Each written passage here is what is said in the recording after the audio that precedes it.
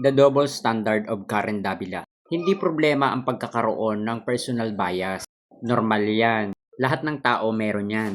Magkakaroon lang ito ng problema kapag ang bias mo ay pumasok na mismo sa iyong trabaho bilang isang mamamahayag. Sa kaso ni Karen Davila, malinaw na hindi simpleng style ito. Ang nakikita ng publiko, ito ay malinaw na pattern ng inconsistency na unti-unting sumisira sa kanyang kredibilidad bilang isang mamamahayag. Sa isang panig, kapag ang isang journalist ay may dalawang muka at may dalawang paniniwala, ito ay kaduda-duda. Na pagkausap mo yung isa, magaling. At pag nakausap mo yung isa, magaling din. Hindi na ito journalism. Ito ay selective blaming. Namamangka sa dalawang ilog. At sa dulo, ang talo, mga Pilipino. Bakit natalo? Dahil hindi nila alam ang totoong issue.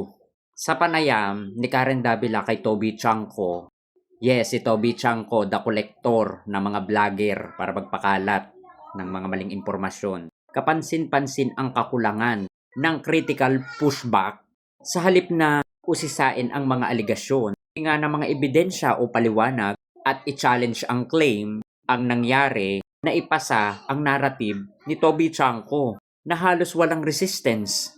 Ang tungkulin ng journalist, hindi maging megaphone, hindi din echo chamber, kung hindi maging filter ng katotohanan. Kapag hinayaan na lumusot ang unverified claim, hindi ka na journalist. Naging distribution channel ka na ng posibleng disinformation at hindi ka na dapat paniwalaan. Kaya ang masasabi ko lang sa iyo, Karen Davila, may relasyon ba kayo ni Toby Chanko? Yes, relasyon. Kirida, kabit, mistress. Charot lang.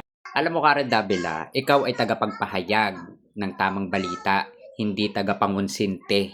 At hindi dapat na magkaroon ka ng dalawang muka dahil ikaw ay isang mamamahayag na dapat ay pumapagitna. Kaya tama man yan or mali. Both side dapat kinukuhanan mo. Pero kung papanigan mo si Toby Tiangco at tatanggapin mo yung kanyang mga pahayag kahit walang ebidensya, ay isa kang Kupalern. Ayun. So, ayun. Keep safe and God bless. Karen Davila. Nag-uulat para sa fake news.